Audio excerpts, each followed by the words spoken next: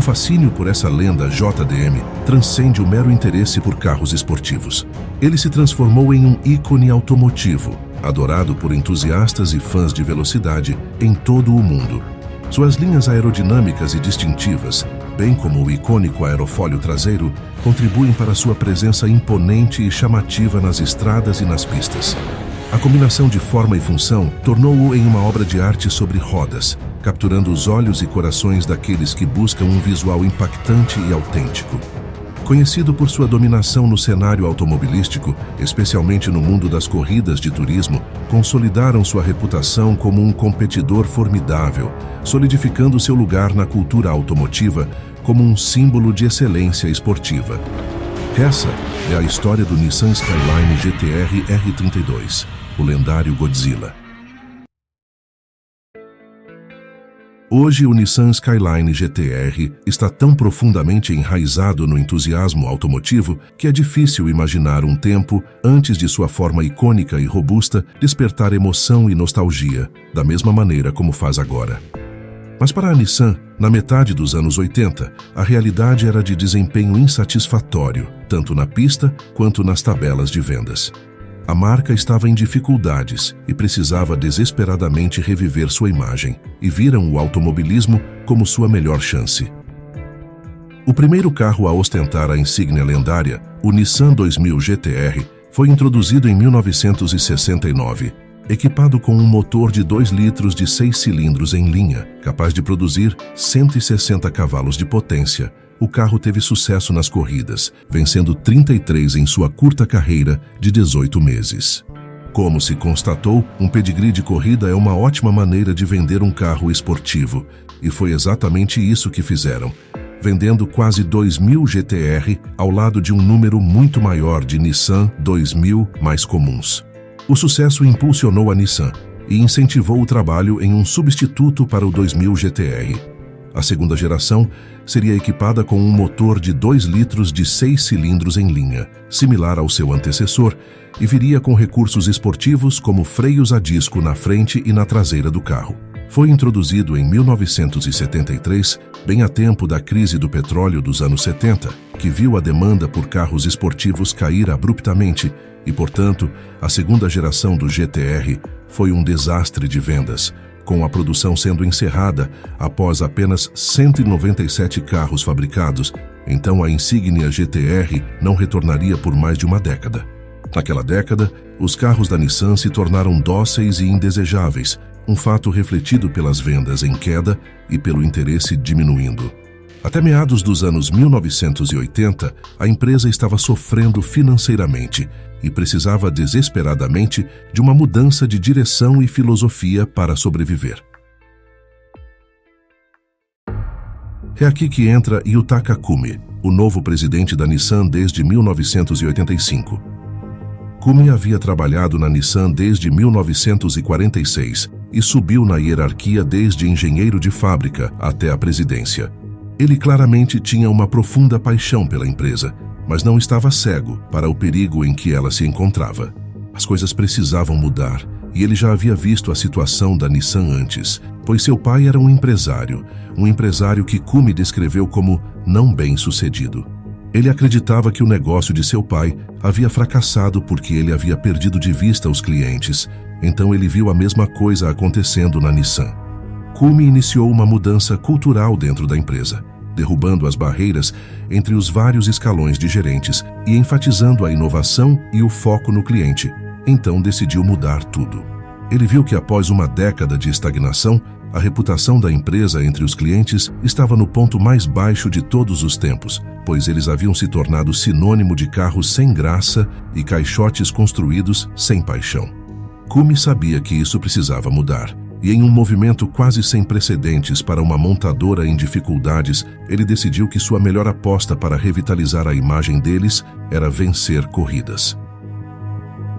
O Projeto 901 nasceu, e seu objetivo, ter a insígnia da Nissan nos carros de melhor desempenho do mundo em apenas 5 anos. Em 1985, a Nissan retornaria ao campeonato japonês de carros de turismo, com um novo carro adequado às novas regulamentações. O JTCC havia substituído as regulamentações do Grupo 5, nas quais a Nissan havia corrido com o insano Skyline Super Silhouette no início dos anos 1980, agora exigindo que os competidores construíssem seus carros de corrida com base nos carros de produção em massa existentes, de acordo com as regulamentações do Grupo A. Isso significava que competir se tornava menos caro e vencer se tornava um argumento de vendas muito mais forte. Era uma oportunidade que a Nissan não podia recusar. No entanto, os Skyline R30 que a Nissan estava usando não estavam vencendo, sendo derrotados por todos em 1985, desde Honda e Toyota até BMW e Volvo. Isso certamente não era o que a Nissan precisava para reverter a situação. Então, no mesmo ano, a Nissan lançaria o Skyline R31 para as ruas.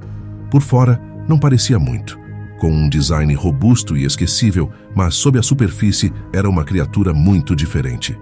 O R31 foi o primeiro Skyline equipado com um motor de 6 cilindros em linha da série RB, disponível como 2 ou 3 litros, mas o R31 viu muito mais do que uma atualização do motor. O sistema de direção ativa de alta capacidade era o novo sistema de direção nas 4 rodas exclusivo da Nissan e foi visto pela primeira vez no Skyline R31. A Nissan Motorsport, mais conhecida como Nismo, estreou o R31 nas corridas do JTCC em 1986, onde venceu a primeira corrida da temporada e por pouco o campeonato geral. Mas o sucesso provou ser difícil de replicar, pois os próximos anos viram a Nissan ser amplamente derrotada no Grupo A pelo Ford Sierra e pelo BMW 635. O R31 simplesmente não conseguia acompanhar, então eles precisavam de algo novo.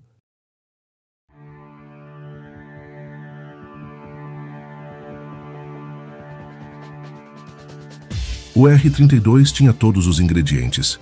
Graças à inovação fomentada dentro da Nissan por meio do projeto 901, esta nova geração do Skyline tinha o potencial de ser algo realmente especial. Tão especial que seria a primeira vez em 15 anos que um Skyline poderia ser adquirido com a insígnia GTR. Introduzido em 1989, o Skyline GTR R32 foi uma reunião de anos de trabalho. Ele ostentava o inovador sistema de direção ativa de alta capacidade do R31, bem como um sistema de tração nas 4 rodas, criado na metade dos anos 80 para um supercarro cancelado chamado Nissan Mid-4. O motor RB26 havia sido refinado, com o motor 2.6 litros de 6 cilindros em linha, projetado para lidar com mais de 500 cavalos de potência na especificação de corrida e produzindo um pouco mais de 310 cavalos de potência no carro de estrada, embora tenha sido subnotificado como 276 cavalos de potência, devido ao acordo cavalheiresco dos fabricantes japoneses na época. Mas este não era um carro construído para ir às compras, pois ele foi projetado desde o início para um único propósito: dominar as corridas do Grupo A. A Nissan havia aprendido com o Porsche 959 que a tração nas 4 rodas era claramente o caminho para construir um carro visando o topo, mas o 959 não dirigia da maneira que um carro de turismo deveria. As rodas dianteiras sendo tracionadas o tempo todo deixaram o carro com dificuldades nas saídas de curva, quando nas mãos dos pilotos de teste da Nissan.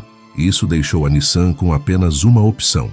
Eles precisavam reinventar a tração nas 4 rodas, então eles criaram o revolucionário sistema Atesa ETS. Para simplificar um pouco, permitia que o carro enviasse toda a sua potência para as rodas traseiras, até o ponto em que as rodas traseiras começassem a perder aderência. Então as rodas dianteiras assumiriam parte da potência para tirar o carro do problema. Isso em combinação com o sistema de direção ativa de alta capacidade, a Nissan tinha um poderoso segredo e ninguém estava preparado.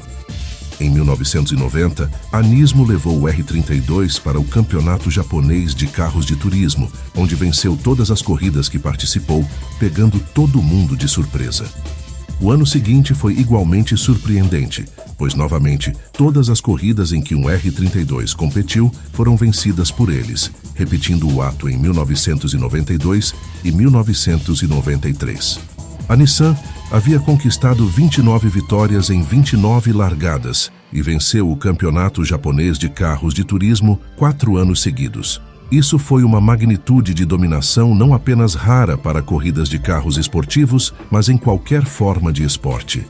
O sucesso instantaneamente tornou a Nissan e o R32 o auge do desempenho japonês, criando uma reputação quase mítica, tanto no país quanto no exterior.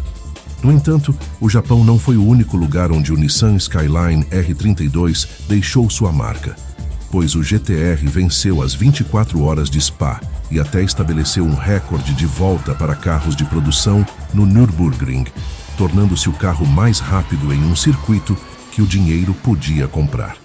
A Nismo também o levou para a Austrália em 1990 para competir no Campeonato Australiano de Carros de Turismo, onde novamente alterou a ordem, derrotando o reinante Ford Sierra e conquistando o campeonato 3 anos seguidos, incluindo vitórias em 1991 e 1992 no Bathurst 1000.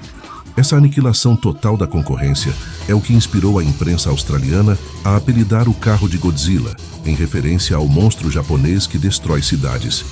O R32 era tão dominante na Austrália que foram feitas demandas para que ele fosse excluído da competição, resultando na criação de uma nova classe para poupar os Fords e Holdens de mais derrotas nas mãos do Godzilla. A Nissan havia alcançado o que havia se proposto a alcançar, e provavelmente até surpreendeu a si mesma. Em menos de uma década, a empresa havia passado de fabricante de caixotes sem inspiração e lentos para o carro esportivo mais desejado de sua época, salvando a empresa de uma quase certa falência, solidificando seu legado nos corações e mentes dos entusiastas de carros em todo o mundo. Mas a história do GT-R R32 não se limitou apenas às pistas, pois sua aparência icônica com suas linhas angulares e aerodinâmica agressiva capturou a imaginação dos entusiastas de carros esportivos em todo o mundo. Ele se tornou um símbolo de prestígio e desempenho, com uma aura que transcendeu fronteiras. Infelizmente, devido a mudanças nas regulamentações de emissões e segurança, o GT-R R32 foi retirado do mercado em 1994, marcando o fim de uma era, mas sua influência perdurou. A série GT-R da Nissan continuou a evoluir, mantendo vivo o espírito do lendário R32.